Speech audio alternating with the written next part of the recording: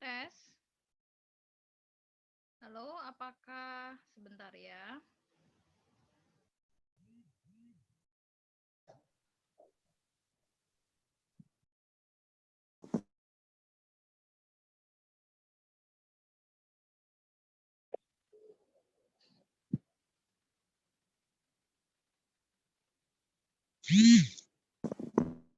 Halo. Iya, Kak. Oke. Suaranya jelas ya? Halo Ises, Fani Halo. nih. Jelas.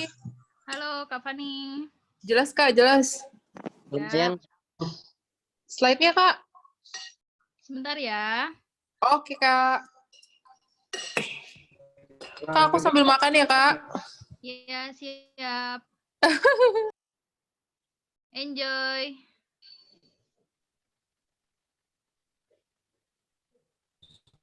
Hai. Kurang gede ya. Kenapa? Kurang gede. Suaranya kurang gede? Kurang. Oke, coba sebentar ya.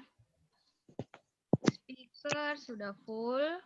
Apa saya pakai headset kali ya? Sebenarnya Ises sudah full, cuman kalau kata Fani, Ises, yang lain kita matiin, kita mute dulu kali ya. Jadi cuma suara Ises yang didengarkan. Nanti supaya nggak bergema gitu ya. Nanti semua di mute. Oke, siap Bos. Kan itunya masuk gak? Materi. Kelihatan udah jelas kok. Oke, sip. Slide-nya. Ises ini aja, Ises tampilin aja. Masa udah kelihatan? Udah ya.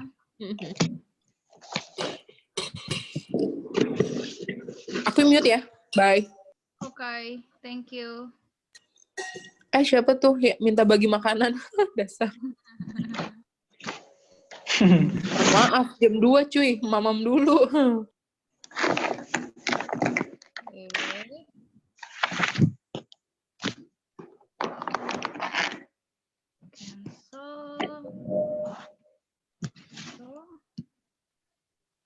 Manage participant. Admit.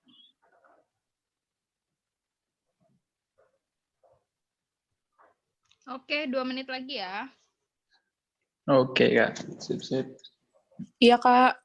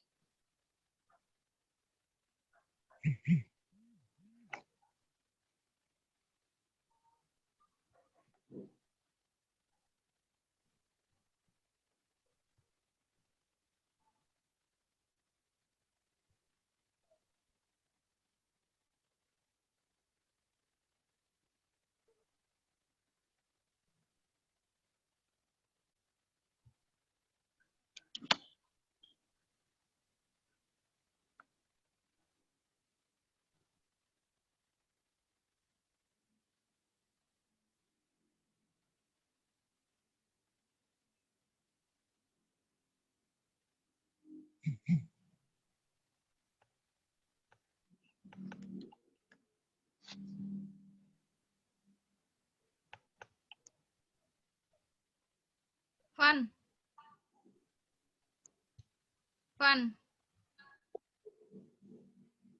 Kenapa, Ses? Kalau mau ngelihat satu layar semua partisipan tuh gimana? Bisa sih, Ses. Klik aja sih layar teman-teman yang lain. Oh gitu. Jadi, Ses, ini dulu apa namanya? Share kontennya di cancel dulu gitu loh. Nanti pada muncul teman-teman yang lain. Wait. Bisa minimize aja ininya layarnya. Oh gitu. Yes.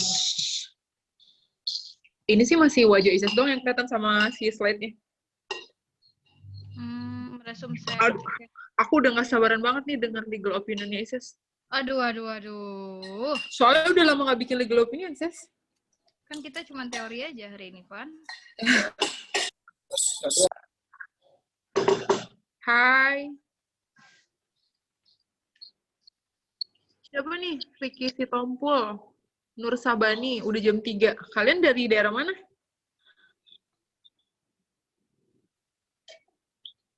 Yang ada Nur Sabani yang katanya udah jam 3. Ntar deh, Van. Ini resume share ya? Oh, iya. Oke. Ini sekarang masuk nggak tampilannya? Masuk. Sekarang yang kelihatan layar wajahnya Ises sama si legal opinion-nya. Maksudnya si slide-nya. Oh gitu. Ini Ises ganti slide masuk nggak? Masuk. Oke. Masuk, Neng. Oke. Oke, guys, ini udah 207. Kita mulai aja ya. Bentar, kita unmute dulu semua. Terus kita masuk ke screen. Ini kayaknya udah automatically record. Bentar, screen-nya diperbesar dulu sedikit.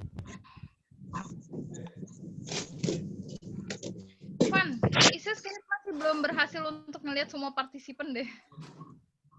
Pause recording, stop recording, no show name, disable participant annotation. Sas, Fanny aja bisa ngeliat mereka, Sas? Iya sih. Aku bisa lihat Ida Rulhak, aku bisa lihat Ricky Adi Dermawan, baik. ada Muhammad Hasan, aku pada bisa lihat sih. Oh ya. Ini kayaknya tampilan komputer sih.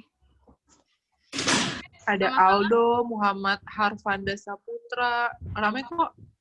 Oke. Ricky Sitompul, Arisa. Oh, di pinggir. Guys, santai dulu ya guys. Kak Isis lagi ribet.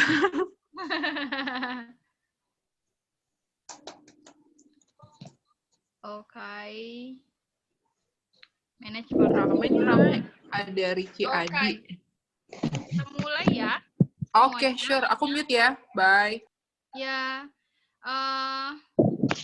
Selamat siang semuanya. Selamat siang, Kak. Sip.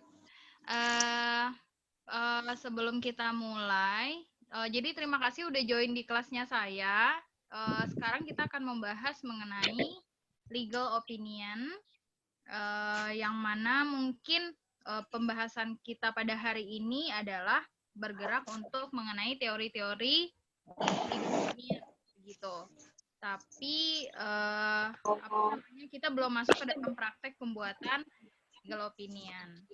Kenapa? Karena teori ini sangat diperlukan untuk nanti kita membuat legal opinion yang baik dan benar itu seperti apa sih gitu. Dan mungkin di perkuliahan saya nggak tahu ya kalau di kampusnya teman-teman, tapi kalau di kampusnya saya itu ada sebetulnya mata kuliah satu khusus mengenai kalau saya nggak salah mata kuliah namanya MPH ya, metode penelitian khusus, metode penelitian hukum, yang mana kita harus ambil itu untuk kita bisa ngelanjutin ke proses skripsinya kita. Tapi tapi mungkin nggak akan spesifik menyebutkan bagaimana cara pembuatan legal opinion itu di zamannya saya dulu masih kuliah. Yang pada akhirnya saya belajar itu di kantor ketika saya udah mulai bekerja. Saya diajarkan oleh bos saya. Oke. Semuanya saya unmute. Nanti kita akan langsung mulai ke materi. Perkenalkan, nama saya Sestri Oktaviani. Saya salah satu mentor di legalaccess.id. Mungkin beberapa teman-teman udah pernah juga menonton video saya di legalaccess.id mengenai ketenagakerjaan. Jadi saya itu juga punya concern ketenaga kerjaan di sana. Oke, masih ada yang masuk. Oke, saya udah nggak akan admit lagi yang masuk ya, mohon maaf. Oke. Masuk ke slide selanjutnya. Tadi Saya udah perkenalkan diri. Kalian bisa panggil saya Ises, bisa panggil Kak Ises, atau Teh Ises, atau Uni Ises, bebas. Saya waktu kuliah dipanggil Teteh. Waktu ada yang manggil kakak juga, sekarang kerjaan saya dipanggil Mbak, ya bebas aja. Saya lahir di Batu Sangkar, Sumatera Barat. Mungkin ada dari teman-teman semua yang asal dari Sumatera Barat juga. Saya asli tembak langsung dari sana. Sampai dari SD sampai SMA saya di Sumatera Barat.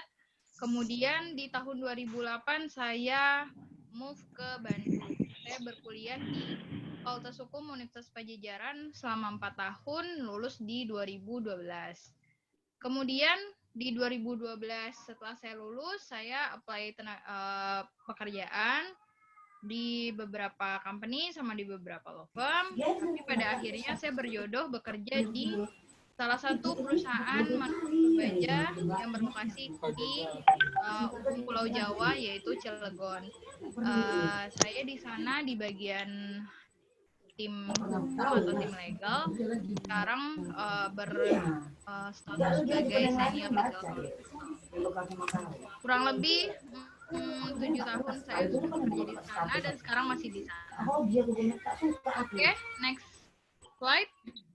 Mungkin saya sampaikan dulu aturan selama perkuliahan ini. Mungkin perkuliahan ini nggak akan lama karena memang ini hanya teori. Pembahasannya juga sebetulnya ini tuh nggak ada aturan bakunya, tapi ini tuh lebih ke pilihan metodologi aja sebetulnya. Jadi menurut saya harusnya kelasnya bisa lebih singkat dan mungkin kita lebih banyak ke sharing aja nanti mengenai isu ini. Ini aturan selama kelas kita siang ini. Yang pertama, saya akan mute semua partisipan agar suara saya dapat didengar lebih baik oleh partisipan-partisipan lainnya. Kalau nggak saya mute, nanti suaranya tabrak-tabrakan. Yang kedua, kelas kita ini, sebagaimana kelas-kelas mentor yang lain juga, itu di-record. Dan hasil recordingnya itu akan jadi miliknya legalaccess.id dan akan dipublish di YouTube channel legalaccess.id. Kemudian karena ini akan di-record. Waalaikumsalam. Assalamualaikum. Waalaikumsalam. Ada yang masih Ya. belum Oke, tinggal Ratna yang belum ya. Iya, Pak. Oke, Pak. Oke, Pak Jat. Sekarang ini kita Pak Yusuf dulu deh sebentar. Pak Yusuf. Nah, tadi barusan saya nelpon si Dorma. Iya. Ada yang bocor ya? Oke, udah masuk. Sorry. Saya lanjut. Karena ini akan di-record, jadi teman-teman boleh memilih untuk mengaktifkan kamera ataupun tidak. Itu hak dari teman-teman. Mau diaktifkan boleh, nggak diaktifkan boleh. Terus karena ini juga di-record, nanti akan ada di layarnya teman-teman tuh opsi bentuknya seperti pen gitu. Itu bisa teman-teman gunakan sebetulnya sebagai tools, tapi karena ini akan di-record, saya mohon untuk tidak mencoret-coret materi presentasi. Kemudian nanti kita di bagian akhir akan ada Q&A session. Akan saya bagi menjadi 2 sesi. Sesi yang ini saya bagi untuk memudahkan saja sebetulnya. Sesi yang pertama adalah silakan tuliskan pertanyaan kalian selama saya memberikan materi. Apabila ada pertanyaan, silakan tuliskan itu di chat room. Kemudian nanti saya akan pilih mana pertanyaan yang akan saya jawab yang berhubungan dengan materi. Dan sesi yang kedua akan kita buka pertanyaan langsung. Kalau caranya adalah silakan sebutkan nama di chat room dan saya nanti akan pilih juga nama siapa yang akan memberikan pertanyaan langsung. Ketika saya sudah pilih, silakan di-unmute sendiri speakernya. Begitu. Kemudian pertanyaannya sih saya harapkan berhubungan dengan topik hari ini ya. Jika ada pertanyaan di luar topik, saya punya hak untuk menentukan mana yang bisa saya jawab atau tidak, karena saya khawatir itu di luar capability saya begitu. Kemudian ya itu yang tadi saya bilang, saya punya Nanti saya pilih mana pertanyaan yang akan bisa dijawab atau tidak. Oke, terlalu panjang untuk introduction-nya kah? Kita langsung masuk. Oh, sorry, ada disclaimer. Materi ini saya buat berdasarkan hasil riset saya sendiri, pemikiran saya sendiri, pengalaman saya sendiri selama saya menjadi legal counsel di perusahaan saya saat sekarang ini dan bekerja sehari-hari membuat legal opinion. Sehingga, dan saya juga mengutip dari beberapa referensi sebagai referensi saya dalam membuat materi ini, sehingga materi ini bisa teman-teman jadikan referensi, namun bukan menjadi satu-satunya referensi yang paling benar. Saya pun juga open for discussion, for correction. Jadi kalau memang seandainya ada yang menurut teman-teman, oh menurut saya baiknya begini, silahkan. Ini saya buat berdasarkan pengalaman saya bekerja sebagai legal counsel dan melakukan praktek pembuatan legal opinion. Oke. Sekarang pertama kita masuk dulu ke dalam definisi.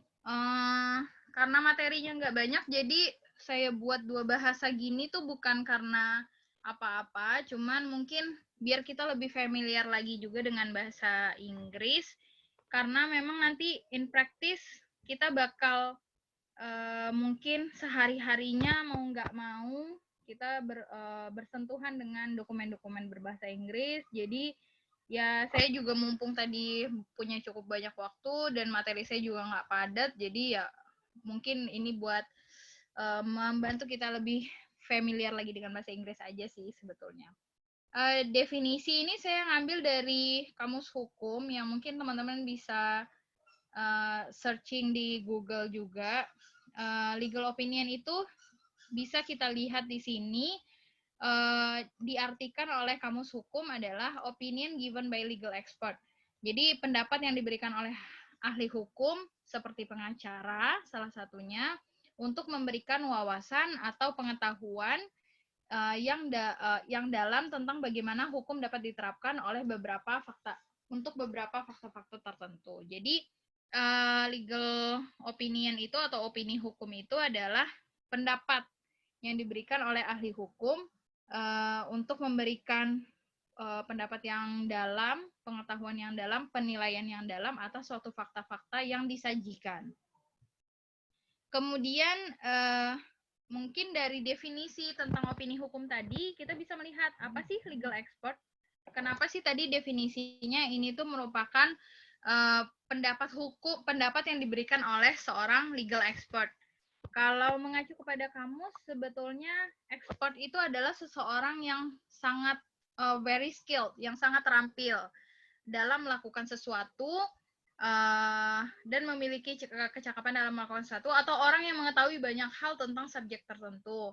Nah, kalau dengan arti expert seperti itu, artinya legal expert itu ya sama saja dengan orang yang sangat terampil, memiliki kecakapan dalam melakukan sesuatu, dan mengetahui banyak hal tentang hukum. Jadi nggak cuma pengacara. Kalau misalnya dia kurator, ya dia memiliki pengetahuan yang dalam tentang kepailitan, penundaan pembayaran hutang, atau dosen, dia punya pengetahuan yang dalam tentang teori hukum. Mereka juga disebut dengan ahli hukum. Kemudian misalnya seperti saya bekerja sebagai legal counsel di perusahaan. Di perusahaan itu ya saya dianggap sebagai ahli hukum begitu. Jadi opini yang dikeluarkan oleh ahli hukum itu dapat dikategorikan, dapat diakui sebagai sebuah legal opinion atau opini hukum. Kemudian selanjutnya, nah dari definisi yang telah saya sebutkan pertama kali tadi mengenai legal opinion, kita tuh dapat mengkategorikan atau kita dapat mengekstrak apa sih yang menjadi kunci dari legal opinion itu sendiri. Mengacu kepada definisi legal opinion atau opini hukum tadi, saya bisa menangkap 5 kunci dari sebuah opini hukum. Yaitu, di dalam sebuah opini hukum itu harus ada sebuah opini atau pendapat. Nggak mungkin dong namanya aja legal opinion. Masa nggak ada opininya? Masa hanya penjabaran fakta-fakta? Jika suatu dokumen dibilang legal opinion, isinya hanya penjabaran fakta-fakta atau penjabaran peraturan-peraturan yang terkait, itu belum dibilang sebagai sebuah opinion. legal opinion harus ada pendapat yang membuatnya di dalam dokumen legal opinion tersebut. Kemudian ada seorang ahli yang sebagaimana saya jelaskan sebelumnya di slide sebelumnya juga bahwa legal opinion ini harus dibuat oleh seorang ahli. Misal, seseorang itu berstatus engineer, dia electrical engineer, dia engineer teknik elektro. Dia tertarik mengenai bidang politik. Dia nonton ILC setiap malam, nonton Najwa Shihab setiap malam, misalnya. Enggak setiap malam sih, satu kali dalam 1 minggu, kayak gitu.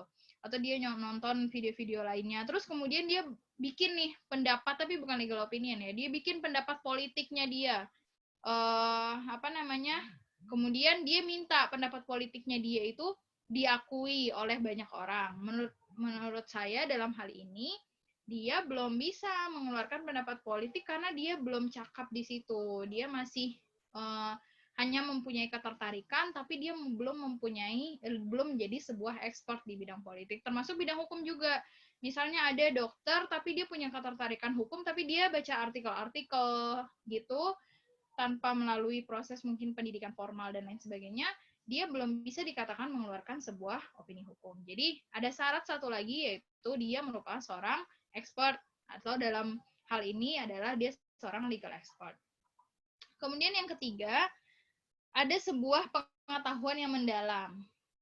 Jadi dalam legal opinion itu harus ada pembahasan yang mendalam, harus ada pengetahuan yang mendalam.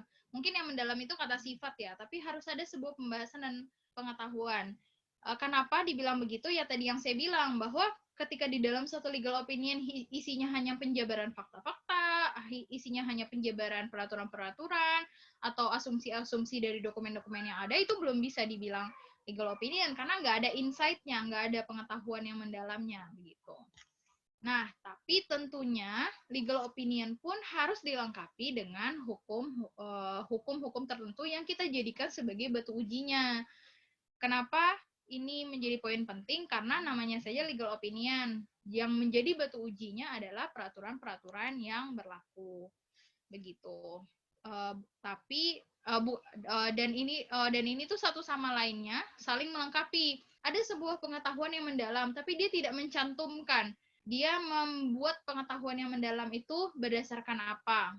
Nah, itu juga tidak menjadi legal opinion yang baik ataupun legal opinion yang bagus. Nah, dan yang selanjutnya adalah ada fakta-fakta tertentu. Kita membuat sebuah legal opinion pasti beranjak dari adanya fakta-fakta yang disampaikan kepada kita untuk dapat kita analisis dari sisi legal. Kalau nggak ada fakta-fakta, kita nggak bisa kucuk-kucuk bikin legal opinion. Buat apa juga, sangat waste of time. Nah, ketika membuat legal opinion, sebetulnya banyak metode yang bisa dilakukan. Saya sebagai legal counsel di suatu perusahaan pun juga pernah meng-outsource pekerjaan ke kantor hukum untuk pembuatan legal opinion. Dan kantor hukum memberikan bentuk legal opinion versinya mereka. Nah, dan dari beberapa kantor hukum saya mendapatkan versi mereka tuh berbeda-beda. Yang sebagaimana yang tadi saya bilang bahwa ini tuh aturannya nggak baku. Jadi itu hanya metodologi saja dan itu bebas digunakan oleh siapapun.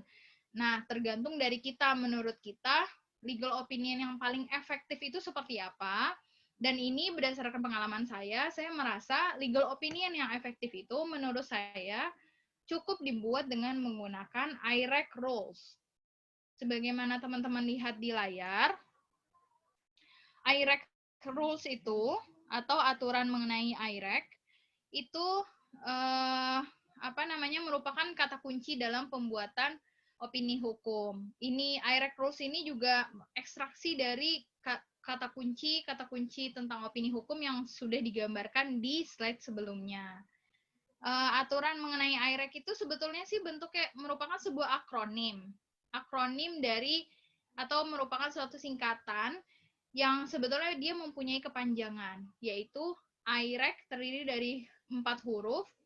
I-nya itu adalah issue, R-nya itu adalah rules, A-nya itu adalah application atau analysis, dan C-nya itu adalah conclusion. Jadi dalam membuat opini hukum, saya selalu menggunakan IREC rules karena saya juga diajarkan dulu oleh mantan manajer saya. Saya bekerja dengan orang Korea. Dia S1 Korea, S2-nya lulusan Amerika. Dia waktu meminta saya membuat opini hukum, dia bilang, "You know IREC rules?" kata dia gitu. Coba cari dan buat opini hukum menggunakan IREC rules. Saya lebih suka membuat opini hukum menggunakan IREC rules, kata dia. Akhirnya semenjak itu, karena requirement-nya dibuat berdasarkan diminta untuk membuat dalam bentuk IREC rules, saya selalu membuat legal opinion dalam bentuk IREC rules. Tapi lagi-lagi saya sampaikan bahwa ini metode, bisa digunakan metode-metode lainnya, nggak mesti harus pakai IREC rules. Nah, aturan IREC ini berfungsi sebagai metode atau untuk analisis hukum. Sebagaimana dijelaskan oleh mantan bos saya itu, dia juga di Amerika dulu waktu dia menjadi law student, dia selalu membuat analisis-analisis hukum itu, dan kebanyakan mahasiswa hukum di sana membuat analisis hukum itu menggunakan IREC rules. Kita bedah satu-satu per section. Yang pertama yaitu issue. Isu atau isu. Isu itu adalah sebetulnya simple, merupakan sebuah pertanyaan-pertanyaan hukum yang harus dijawab. Pertama, kalau kita sebagai in-house counsel, yang menjadi klien kita itu adalah user, atau kita bisa bilang unit kerja lainnya. Kalau kita bekerja di kantor hukum, yang menjadi klien kita itu adalah ya klien yang datang ke kita untuk meminta jasa hukum kita. Tapi kalau kita bekerja sebagai in-house atau sebagai corporate lawyer, yaitu pengacaranya perusahaan, kita sebagai karyawan juga di situ, yang menjadi klien kita itu adalah user. Nanti user akan datang kepada kita, saya punya masalah nih, saya punya transaksi pengadaan bahan baku, harusnya datang pada tanggal 17 April, tapi sampai saat ini mereka belum ada notifikasi ke kami bahwa barangnya itu sudah dalam perjalanan dengan nomor kendaraan ini. Belum ada. Mereka melanggar perjanjian. Itu bagaimana seharusnya? Kami bingung. Karena di pabrik kami sudah butuh sekali bahan baku itu, ditargetkan harusnya sudah sampai besok, tapi bahkan sampai saat ini mereka belum jalan. Misalnya begitu. Nah, itu adalah isu. Sebetulnya itu adalah fact. Nah, dari fact itu, kita nanti akan menginventarisir apa sih yang menjadi isunya, dan apakah ini merupakan isu hukum. Nah, untuk kita bisa mengetahui apa itu isu-isunya, kita harus mengerti terlebih dahulu mengenai fact-fact-nya. Oleh karena itu, kita lakukan bisa dengan cara sistem wawancara, mengetahui setiap fakta-fakta, menanyakan kepada user tersebut apa saja yang menjadi permasalahan. Nah, kenapa isu harus ditetapkan pada tahap awal pembuatan opini hukum? Jadi menurut saya isu ini harus ditetapkan pada tahap awal karena hal ini dapat membantu kita untuk mengenali apakah isu yang disampaikan tersebut merupakan isu hukum atau bukan. Bisa jadi seperti ini. Mereka datang, kemudian mereka bilang bahwa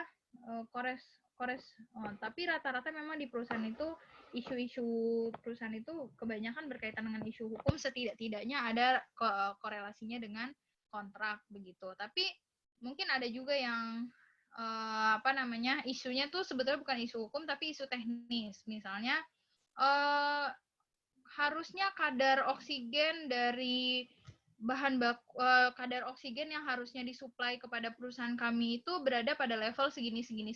Namun yang dikirimkan itu segini, padahal kita sudah sepakat segini. Nah, misalnya itu nggak diatur di dalam kontrak, terus ternyata itu ada masalah di pabrik, sehingga membuat kadar oksigennya jadi nggak sesuai dengan spesifikasi, begitu. Nah, itu kan ternyata itu bukan isu hukum, tapi itu adalah isu teknis. Nah, dengan mengetahui fakta-fakta dan kita membuat isu-isu itu, kita jadi mengetahui nih, yang mana yang menjadi isu hukum, mana yang bukan. Bahkan ada juga nih yang datang ke saya, Bu, saya tuh mau bikin surat, tapi template suratnya seperti apa ya, gitu. Itu kan bukan isu hukum ya, maksudnya itu pertama udah nggak terlalu bermasalah dan itu bukan isu hukum. Nah, kita jadi mudah mengetahui kalau seandainya kita sudah meninventarisir dulu nih isu-isunya itu apa. Jika itu bukan isu hukum, kita tinggal langsung tolak. Mohon maaf Pak, ini bukan isu hukum, jadi tidak perlu dibuatkan legal opinion-nya. Gitu.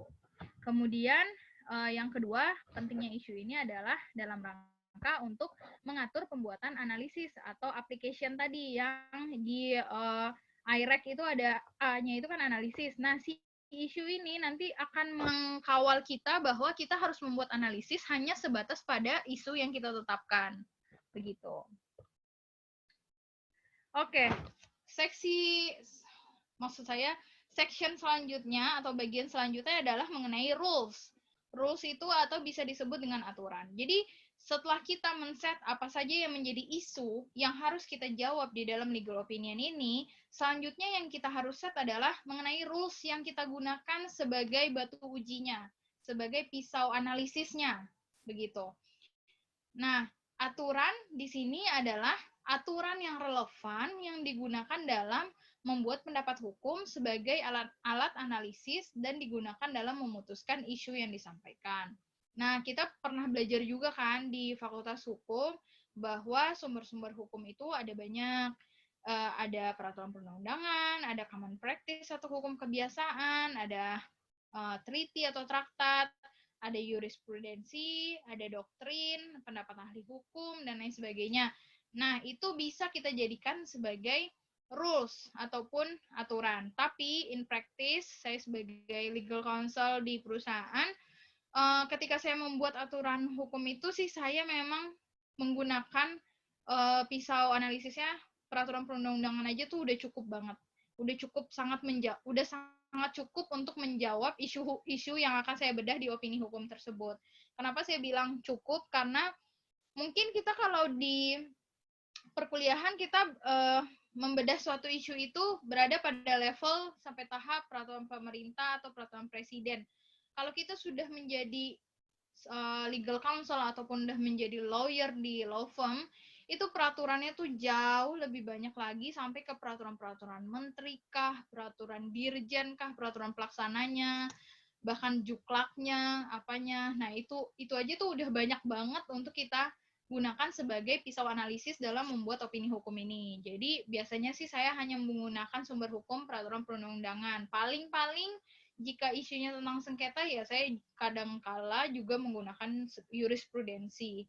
Saya sih jarang menggunakan hukum kebiasaan, doktrin, ataupun traktat. Karena secara kebutuhan di perusahaan juga mungkin mereka akan lebih secure apabila itu ada dasar hukum berdasarkan peraturan perundang-undangan dibandingkan dengan ditambah dengan hal-hal lainnya. Tapi untuk membuat opini hukum yang komprehensif sebetulnya nggak ada salahnya juga. Namun namanya kita bekerja di perusahaan yang menjadi target utama adalah kegiatan bisnis kita yang mendatangkan keuntungan. Jadi kita pun juga membuat opini hukum hanya memasukkan hal-hal yang sekiranya perlu dibaca. Ini bukan karya tulis ilmiah, ini adalah pendapat hukum yang akan dibaca oleh direksi. Jadi mungkin direksi nggak akan ingin tahu lebih dalam untuk misalnya pendapat ahli hukum seperti apa. Direksi pasti akan lebih condong kepada aturan-aturan. Tapi itu kalau di perusahaan saya nggak tahu, bisa jadi typically direksi di perusahaan lain berbeda. Kenapa saya mention direksi? Karena biasanya legal counsel itu usernya akan berakhir di direksi. Walaupun mungkin user yang datang adalah level working unit atau unit kerja, tapi pada akhirnya decision-nya itu akan dibuat oleh direksi, sehingga opini hukum kita itu pada akhirnya nanti akan dibahas dan dibaca oleh direksi. Kemudian, nah, ketika kita dalam membuat dokumen opini hukum, yang pertama tadi udah isu. Kalau saya biasanya isu itu bentuknya poin-poin aja, poin-poin dan sedikit penjelasan. Jadi misalnya satu, isunya apakah ini diperbolehkan menurut peraturan perundang-undangan, misal ini. Nah, nanti yang kedua poin yang keduanya itu adalah rules atau aturan. Nah, biasanya di situ kita akan mendeskripsikan peraturan-peraturan apa aja yang kita bakal gunakan. Kayak gitu. Jadi misalnya nih kita menggunakan peraturan Menteri SDM nomor XX tahun XX. Kita nggak caplokin semua peraturannya ke situ. Kita hanya pilih pasal-pasal yang relevan saja. Nah, ini juga yang mungkin saya pernah terima dari saya pernah lihat legal opinion dari luar, maksudnya bukan luar Indonesia, dari luar perusahaan saya, maksudnya bukan legal opinion yang datang dari dalam perusahaan. Dia menyebutkan salah satu rules yang dia gunakan adalah misalnya peraturan XXX. Tapi selama analisis saya lihat, saya baca peraturan tersebut tidak ada. Nah, menurut saya itu tidak berguna. Jadi sebaiknya kita drop saja, kita buang saja. Kenapa begitu? Karena lagi-lagi, tapi ini style ya, menurut bos saya, opini hukum itu ya cukup 2 halaman aja. Yang dilihat itu adalah analisisnya, bagaimana cara kamu menetapkan isu dan analisis, di mana di analisis nanti akan terbawa rules yang digunakan. Jadi nggak usah tuh 1 halaman full isinya peraturan referensi peraturan yang digunakan begitu, itu nggak usah, yang benar-benar digunakan saja begitu. Jangan sampai ada yang tidak terpakai tapi ditulis. Nah, kita masuk ke bagian yang ketiga dari IREC rules. Tadi I-nya udah issues, R-nya udah rules, A-nya itu kalau kalian cari mungkin di penjelasan IREC rules itu pasti akan melihatnya application atau penerapan. Tapi sebetulnya isinya lebih banyak mengenai analisis. Jadi saya pun lebih menggunakan A-nya itu agar mudah diingat sebagai analisis. Jadi setelah kita membuat 2 sesi sebelumnya, sesi yang ketiga adalah kita membuat sesi analisis. Sesi analisis ini adalah penerapan aturan yang telah dikembangkan pada sesi rules. Jadi di sesi rules tadi kita udah jabarkan aturan mana aja yang akan kita pakai. Itu dibenturkan dengan fakta-fakta yang kita sudah terima atas sebuah isu yang ditangani. Kita terima fakta, kita inventarisir isu-isunya, kemudian kita kembangkan aturan yang dipakai dan dianalisislah, kita benturkan itu semua dan kita tuliskan juga pendapat kita bagaimana atas isu yang ada, atas fakta yang ada dengan peraturan yang ada. Nah, di dalam sesi ini rules atau aturan itu akan diterapkan kepada fakta-fakta dari kasus dan penjelasan serta argumen kenapa aturan tertentu berlaku atau tidak dalam kasus yang disuguhkan. Ini tuh merupakan sesi yang paling penting kalau kita sebagai legal counsel.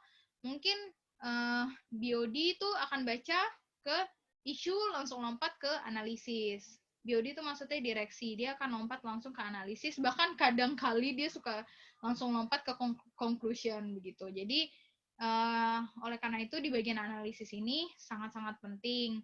Karena dalam sesi ini dikembangkan nih jawaban-jawaban atas isu yang sedang ditangani. Nah, saya itu terbiasa membuat legal opinion itu misalnya di dalam satu legal opinion itu isunya itu saya ada 3 misalnya.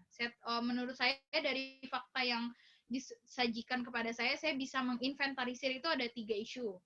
Di analisis, saya juga akan membuat 3 analisis.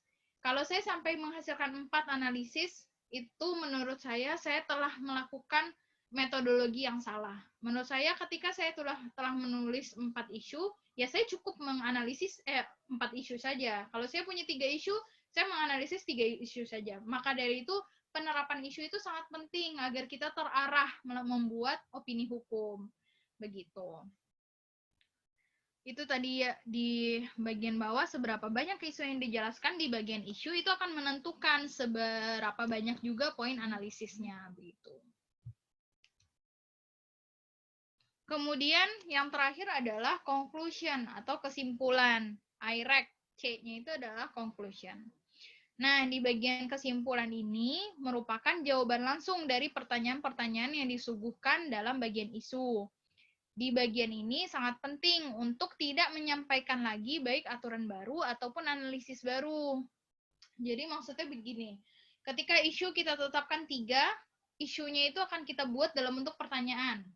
Contoh, apakah tindakan perusahaan XXX aman untuk dilakukan dan tidak melanggar peraturan perundang-undangan yang berlaku? Di bagian conclusion itu langsung harus bilang bahwa tindakan ini dimungkinkan untuk dilakukan berdasarkan aturan ini, dan ini. Yang mana hal itu telah dijelaskan di analisis juga, tapi ini dalam bentuk summary-nya, dalam bentuk lebih ringkasnya. Yang ibaratnya, kalau orang mau baca opini hukum, misalnya orang nggak punya waktu untuk baca opini hukum, dengan dia membaca conclusion, dia tuh udah langsung bisa mendapatkan jawaban dari isu yang disuguhkan di bagian awal opini hukum tersebut. Nah, jangan sampai ini critical point sekali, jangan sampai ada di bagian conclusion itu mengeluarkan analisis baru ataupun menyebutkan aturan baru. Itu orang pasti akan mungkin menertawakan kita kalau seandainya di bagian conclusion tiba-tiba kita bahas lagi nih aturan hukum yang baru. Itu sangat salah sekali. Apabila ketika kita udah dalam waktu pembuatan opini hukum, kita udah sampai di tahap conclusion, kita merasa ada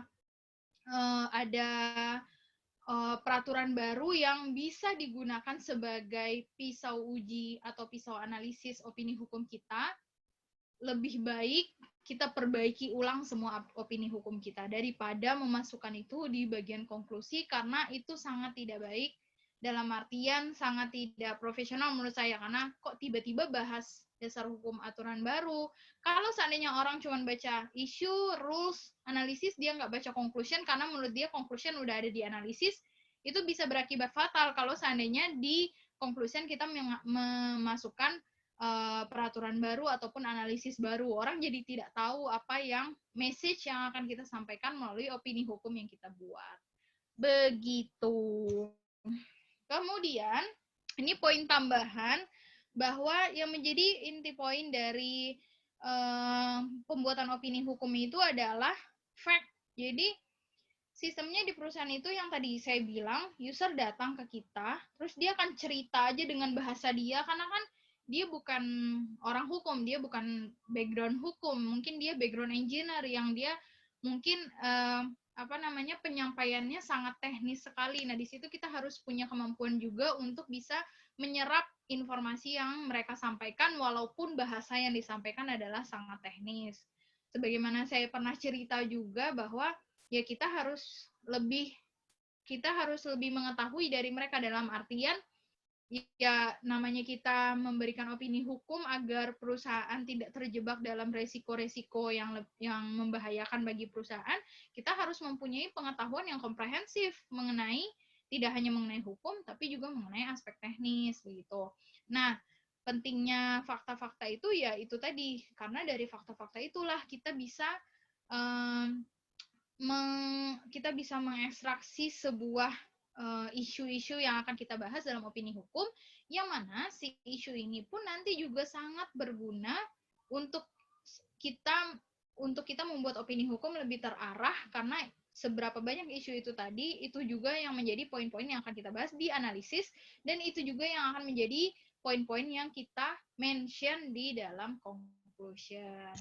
Kurang lebih begitu yang bisa saya sampaikan. Oh ya, saya tekankan lagi, ini based on experience. Ini juga nggak ada aturan bakunya, misalnya di peraturan berapa cara membuat opini hukum yang benar tuh nggak ada. Jadi ini style, misalnya karena saya 7 tahun ini bekerja sebagai legal counsel, saya membuat opini hukum begini, dan ini diterima dengan baik oleh user saya, dalam artian unit kerja yang lain atau direksi. Jadi saya bertahan untuk menggunakan metodologi ini. Namun saya juga melihat di luaran sana legal opinion dari kantor hukum ada juga yang menerapkan penggunaan assumption ya kalau saya nggak salah. Jadi dengan dokumen-dokumen yang diberikan kepada mereka, terus mereka nanti membuat nih assumption-nya. Saya juga pernah baca.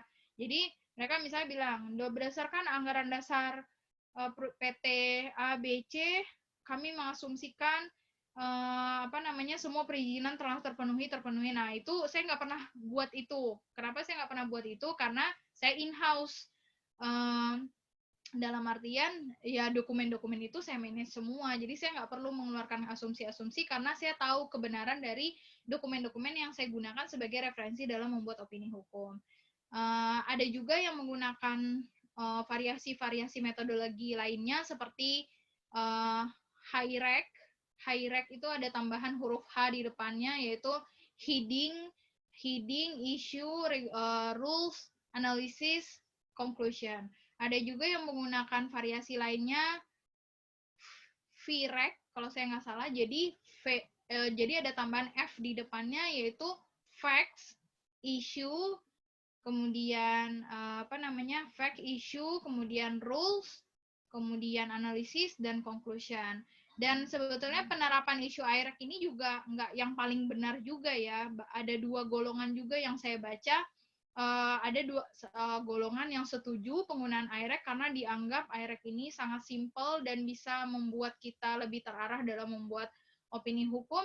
Tapi ada juga yang tidak setuju dengan IREC ini. Tidak setuju dengan IREC ini juga bahkan terbagi 2. Yang pertama, IREC ini dianggap kurang luas, kurang kurang luas dalam melakukan pemaparan atas pendapat-pendapat hukum. Ada juga yang bilang bahwa IREC ini terlalu luas. Menurut mereka, seorang legal expert itu kalau harus membuat opininya ya udah keluar dengan begitu saja, sebagaimana stylenya mereka ketika mereka berpikir, dan itu yang mereka tuangkan. Mereka nggak perlu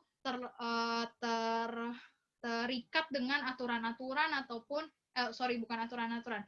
Mereka nggak perlu terikat dengan metodologi seperti IREC ini. Jadi bahkan yang nggak setuju dengan IREC ini pun terpecah 2 juga kayak gitu. Jadi lagi-lagi saya bilang ini tuh metode mana yang lebih applicable ke teman-teman, silakan teman-teman gunakan. Jika IREC ini lebih applicable kepada teman-teman, semoga materi hari ini bisa membantu teman-teman dalam membuat opini hukum nanti ketika teman-teman sudah bekerja sebagai in-house atau sebagai lawyer di law firm atau sebagai government sector dan lain sebagainya. Begitu, terima kasih. Terlalu panjang untuk materi yang sedikit ini. Selanjutnya kita masuk ke Q&A session. Di sini saya buka chat room-nya dulu ya. Kita lihat dulu apakah di chat room itu ada ininya, ada pertanyaan. Oke. Di sini saya lihat, masih ada pembicaraan yang lain saja. Maksudnya bukan pembicaraan mengenai topik. Apa ada yang punya pertanyaan? Oke. Boleh contoh nggak satu legal opinion yang pernah kakak bikin? Oke. Tidak sesuai dengan fakta-fakta dalam LDD. LDD legal due diligence kah? Tentang apa yang sudah dilakukan sebelumnya? Apakah seorang lawyer itu dapat dituntut karena hal tersebut? Oke. Pertama, pertanyaan dari Kak Dwina Oktifani. Pertanyaannya sulit. Kenapa saya bilang sulit? Karena saya sekarang lagi work from home. Terus saya semuanya datanya di kantor. Karena di perusahaan saya itu nggak bisa bawa data keluar kantor. Jadi kita tuh kalau udah selesai jam kerja, ya memang pulang ke rumah. Kita nggak ada tuh sistemnya bawa kerjaan ke rumah. Jadi saya ingat-ingat dulu ya. Mungkin dan itu karena itu sudah sangat banyak juga, jadi saya agak bingung. Oke, jadi pernah dulu saya buat legal opinion tentang sertifikat layak fungsi. Jadi saya di kantor juga bertanggung jawab untuk bagian compliance. Dalam artian compliance-nya adalah untuk pentaatan perizinan. Nah, pada waktu itu di tempat saya bekerja di Kota Cilegon, itu belum ada aturan mengenai sertifikat layak fungsi. Jadi sertifikat layak fungsi atau SLF itu sebelumnya itu nggak pernah berlaku di Cilegon. Di Jakarta itu sudah berlaku. Nah, tiba-tiba perusahaan kami mendapatkan surat bahwa kami harus mengurus SLF. Nah, ini sesuatu yang baru sekali kan bagi kami mengenai si SLF ini. Dan mereka juga menerbitkan aturan yang baru mengenai si SLF ini. Jadi setelah jadi SLF ini adalah suatu sertifikat yang harus didapatkan setelah kita mendapatkan izin mendirikan bangunan. Jadi kita dapat IMB nih, izin mendirikan bangunan. Nah, setelah itu kita harus dapat sertifikat layak fungsi. Kalau bangunannya sudah berdiri, nah itu diperiksa lagi apakah dia layak fungsi sebelum bangunan itu digunakan. Nah, sedangkan kantor kami pada waktu itu sudah beroperasi, bahkan bangunannya sudah digunakan, bahkan sudah di-maintain juga, sudah ada perbaikan-perbaikan di sana sini. Tapi tiba-tiba kami disuruh mengurus sertifikat layak fungsi. Nah, itu dan itu ada cost yang ditimbulkan juga. Nah, di situ direksi minta saya dari tim legal pada waktu itu untuk membuat opini hukumnya. Nah, dari situ akhirnya saya menggunakan IREX. Saya menggunakan dari fakta-fakta itu, saya menggunakan isunya apa. Ya, akhirnya isunya saya buat pada waktu itu kalau saya nggak salah 2, yaitu yang pertama, apakah SLF ini diperlukan oleh perusahaan? Oh, kayaknya nggak 2, lebih dari 2. Apa dampaknya jika SLF tidak didapatkan oleh perusahaan? Dan yang karena user saya adalah bukan orang hukum, jadi saya membuat isunya itu dengan bahasa yang mereka mudah mengerti. Jadi isunya yang pertama adalah apa yang dimaksud dengan SLF. Kemudian yang kedua, apakah SLF itu wajib untuk didapatkan. Yang ketiga, bagaimana jika SLF tidak kita dapatkan. Yang keempat, bagaimana prosedur pengurusan SLF. Batu ujinya pada waktu itu adalah dari undang-undang mengenai bangunan gedung, kemudian turun batu uji itu untuk sesi yang kedua ya, yaitu tentang rules, kemudian turun ada peraturan Menteri Dalam Negeri kalau saya tidak salah mengenai bangunan gedung, kemudian yang ketiga ada peraturan wali kota atau peraturan daerah mengenai retribusi IMB, dan ada juga peraturan daerah mengenai si SLF itu sendiri. Nah, di analisisnya itulah saya buat menggunakan dari aturan-aturan yang ada, saya membuat bagian analisis hanya 4 untuk menjawab isu yang sudah saya tetapkan tadi. Begitu. Nah, di conclusion-nya pun, ya akhirnya saya menjawab itu semua. Apa itu yang dimaksud dengan SLF? Mengacu kepada ini, SLF adalah ini. Terus yang kedua, apakah bagaimana jika perusahaan tidak mendapatkan SLF? Mengacu kepada ini, perusahaan jika tidak mendapatkan SLF berakibat pada XXS. Yang ketiga, bagaimana prosedurnya? Prosedurnya adalah melakukan aplikasi ke Dinas PUPR dan lain sebagainya macam. Kurang lebih begitu. Semoga menjawab ya Kak Fani. Mau nanya Kak Ises, bagaimana jika dalam membuat legal opinion, seorang lawyer menyusun legal opinionnya tidak sesuai dengan fakta-fakta dalam legal due diligence yang sudah dilakukan sebelumnya? Apakah seorang lawyer itu dapat dituntut karena hal itu? Kalau saya kan saya bekerja sebagai in-house. Saya agak unik sih ya kalau seandainya saya membuat legal opinion tidak berdasarkan fakta-fakta yang ditemukan selama kita melakukan LDD. Jadi memang betul sekali yang disampaikan oleh Roni, ketika kita membuat legal opinion itu, kita pasti akan melakukan LDD sederhana lah. Mungkin bukan LDD seperti yang Kak Lili jelaskan kemarin, tapi LDD sederhana tuh pasti kita lakukan. Tapi kalau seandainya kita membuat itu tidak sesuai dengan fakta, ya pasti kita akan menyajikan opini hukum yang keliru menurut saya. Bahkan dengan fakta-fakta yang tidak sesuai, kita nggak bisa menginventarisir isu yang sesuai juga. Oleh karena itu, opini hukum kita bisa-bisa keliru. Kalau saya sebagai in-house, status saya kan sebagai karyawan. Apabila opini saya yang saya sampaikan keliru dan kemudian mengakibatkan perusahaan beresiko, kemudian perusahaan mendapatkan kerugian, misalnya dalam hal itu saya harus menerima konsekuensi, yaitu bisa jadi saya dapat warning letter, atau saya dapat peringatan, dan lain sebagainya. Tapi kalau praktek di firma hukum, saya kurang tahu ya, karena saya nggak pernah jadi lawyer di firma hukum seperti apa, dan saya juga belum pernah dengar juga. Dan biasanya juga sebelum finalisasi dari legal opinion, kalau saya juga sebagai user dari kantor hukum yang kami mintakan untuk membuat legal opinion, itu biasanya sebelum finalisasi legal opinion mereka akan kirim dulu draftnya ke kita. Jadi kita juga baca juga, kita juga pahami juga, kita juga memahami isu juga. Jadi kalau seandainya dia membuat satu legal opinion nggak sesuai dengan fakta-fakta yang ada di LDD, itu bisa ke filter sebelum finalisasi dari legal opinionnya. Jadi mungkin akan sulit terjadi sih, tapi menurut saya pertanyaan yang Roni sampaikan bisa jadi juga terjadi gitu. Jadi ya itulah fungsinya double check antara sesama struktur organisasi dalam bagian tim hukum kayak gitu. Jadi di perkara lawyer bisa dituntut atau enggak, mungkin nanti saya coba tanyakan ke teman saya yang lawyer di firma hukum kali ya gitu. Tapi ya itu tadi saya bilang, sebelum finalisasinya sih biasanya kita dikirimi draft dulu, jadi mungkin nggak akan terjadi hal tersebut kalau mekanismenya seperti yang saya jelaskan barusan, yaitu dikirim ke kami dulu, baru difinalisasikan. Kemudian kata Mas Farhan, saya garing deh, ya ampun. Kak, mau nanya boleh nggak kalau mau buat legal opinion, masukin data-data, misalnya data statistik, terkait lembaga, terkait dengan isu yang lagi dianalisis.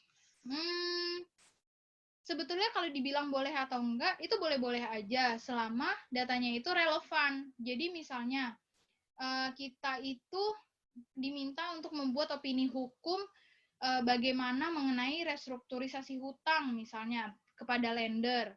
Kita mau minta hutangnya itu, atau bukan restrukturisasi hutang deh, atau mekanisme pembayaran baru terhadap hutang dari lender. Jadi perusahaan itu kan berdiri, bisa jadi juga dia diberikan dana pinjaman oleh lender.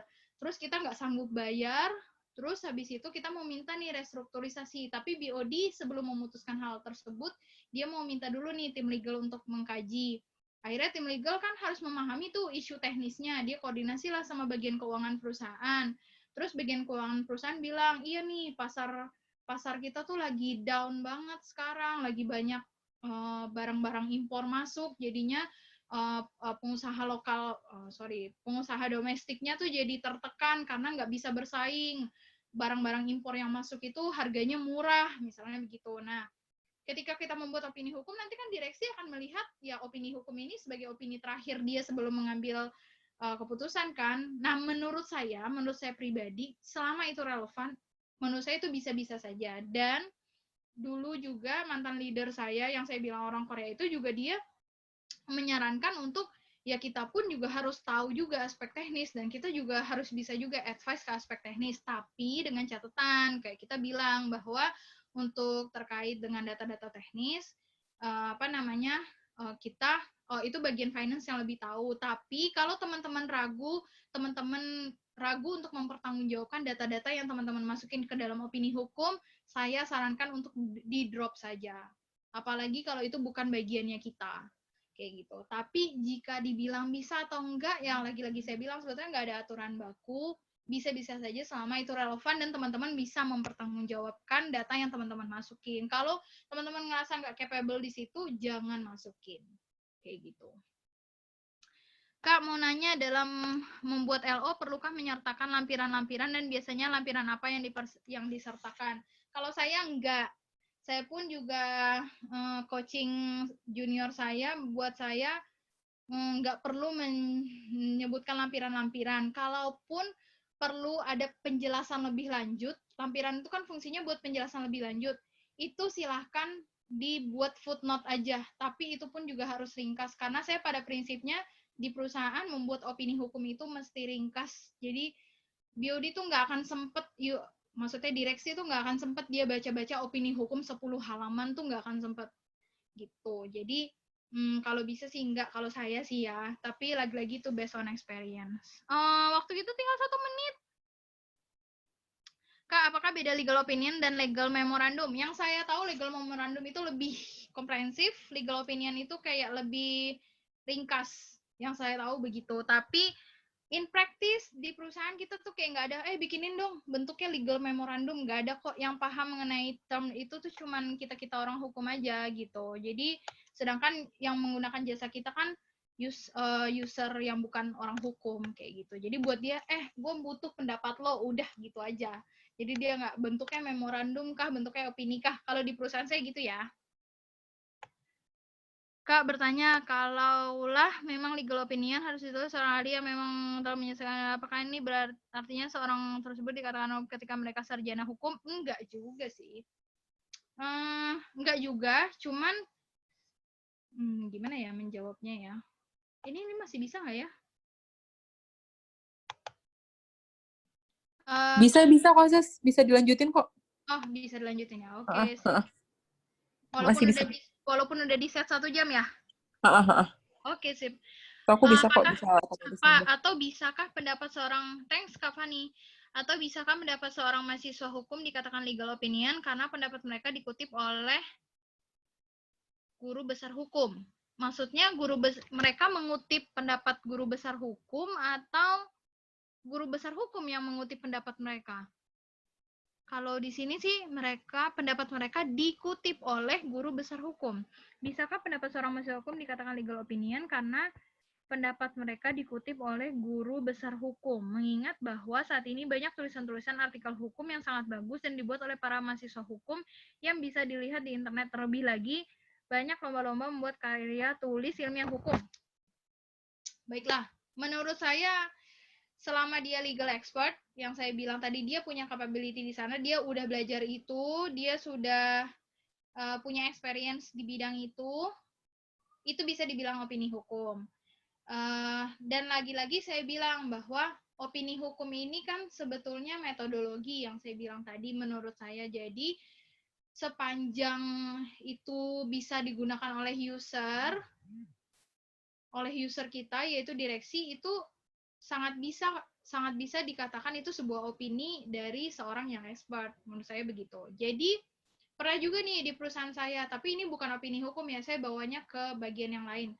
Ini pernah juga di perusahaan saya, kita itu butuh analisis mengenai dampak social responsibility perusahaan kami terhadap lingkungan sekitar.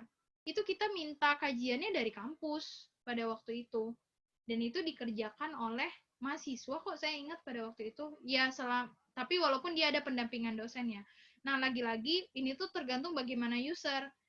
Kalau dari sisi bentuk, menurut saya itu udah termasuk opini hukum. Tapi apakah user mau menggunakan itu atau tidak, itu kembali lagi ke pilihan user. Begitu. Terus, malu vakum. Masih bisa, Kak? Guru besarnya, Kak. Guru besar hukum, Kak. Makasih, Kak. Jawabannya sangat bagus. Saya puas. Terima kasih. Malu vakum. Saya selalu melihat IG story Anda untuk mempromosikan legalaccess.id. Terima kasih ya. Oke. Sama-sama, Kak. Siap. Oke. Selanjutnya kita masuk ke sesi kedua. Sesi keduanya itu adalah pertanyaan langsung. Yang mau tanya langsung boleh ditulis namanya, nanti saya sebutkan, tinggal di unmute deh. Apakah ada? Kita tunggu ya. Atau apakah ada yang masuk ke handphone?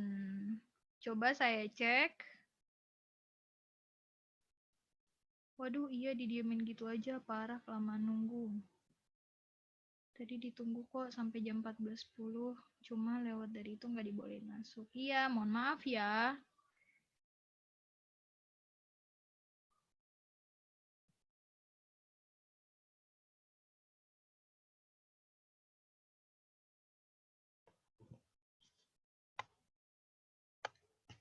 Oke, sepertinya tidak ada yang akan menyampaikan direct question, nggak apa-apa. Kita ketemu lagi besok, insya Allah mungkin akan ada kelas legal drafting. Sebetulnya menurut saya sih legal opinion ini masuk ke dalam legal drafting juga, cuman legal drafting itu lebih luas lagi sih, kayak kontrak drafting yang dijelasin oleh Kavani itu legal drafting juga. Terus misalnya kita sebagai in-house di perusahaan itu membuat circular untuk keputusan pemegang saham, itu legal drafting juga. Kak, masih bisa tanya lagi? Masih bisa, Roni, silahkan. Mau direct atau di chat boleh. Direct aja kali ya. Roni di unmute sendiri ya.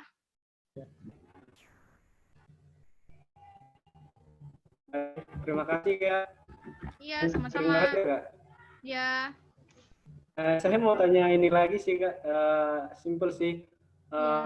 Legal opinion itu apakah hanya sebatas dalam hukum bisnis saja, atau ada nggak sih legal opinion dalam hukum pidana atau yang lain gitu? Atau hanya sebatas dalam hukum bisnis saja? Gitu? Roni dari mana? Dari Bekasi, Kak. Oh, Bekasi. Bekasi mana? Bekasi Selatan, Jati Asih. Oh, Jati Asih. Saya sebetulnya juga warga Bekasi, Bekasi Utara. Oh iya, iya. Tapi bekerja di Cilegon. Oke, pertanyaan Roni bagus sekali. apakah legal opinion itu hanya untuk hukum bisnis saja atau sektor hukum lainnya kayak hukum pidana atau hukum perdata itu juga bisa? Ya tentu sangat bisa. Justru legal opinion ini nggak hanya hukum bisnis saja, justru hukum perdata juga, hukum pidana juga. Misalnya karena saya mencontohkan, kenapa saya mencontohkan isunya adalah isu bisnis, karena mungkin banyak isu-isu yang saya tangani sebagai legal counsel di perusahaan itu kebanyakan isunya isu bisnis. Tapi sebetulnya nggak hanya isu bisnis, juga bisa yang lain-lainnya juga seperti pidana. Misal, saya dulu, karena tim legal di tempat saya nggak begitu banyak, jadi saya dulu pernah ada tuh kemalingan bahan baku. Jadi bahan baku kami itu dicuri sama orang. Tapi yang mencurinya itu adalah karyawan perusahaan lain yang punya akses ke dalam pabrik kami. Nah, itu kita direksi menanyakan bagaimana nih dari sisi tanggung jawabnya, kemudian siapa yang mau melaporkan pidananya, membuat laporan ke polisinya maksudnya, terus kemudian bagaimana nih kita dengan si perusahaan yang punya karyawan yang mencuri bahan bakunya kami, begitu. Nah, itu kita buat juga legal opinion-nya, Roni. Jadi nggak hanya di hukum bisnis saja, tapi di hukum-hukum lainnya. Pokoknya semua yang berkaitan dengan hukum, opini hukum itu opini yang dibuat artinya itu adalah opini hukum kayak gitu. Tapi contoh-contoh yang saya sampaikan banyak lebih tentang bisnis ya, karena mungkin isu-isu yang saya tangani pun juga lebih banyak isu-isu bisnis ya gitu. Terima kasih Roni, semoga menjawab. Ada lagi kah yang mau bertanya?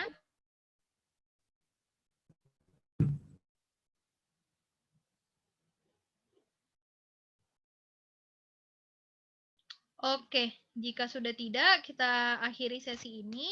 Terima kasih sudah mau join di sesi legal opinion ini. Semoga apa yang saya sampaikan berguna, berkah ilmunya bagi teman-teman semua. Jika ada masukan atau pendapat, boleh disampaikan di grup. Besok kita akan ketemu lagi mungkin di kelasnya legal drafting. Bagi yang mau join, boleh join. Tapi mohon maaf jangan terlambat ya, karena saya nggak bisa admit di tengah-tengah penjelasan karena cukup menggagal fokuskan saya ketika sedang presentasi. Jadi mohon maaf, banyak yang nggak di-admit. Nanti materinya juga bisa di-share. Kita juga akan ada Q&A session di akhir minggu ini, jadi jangan lupa join juga. Terus kita tiap hari itu ada update-update video-video di legalaccess.id YouTube channel.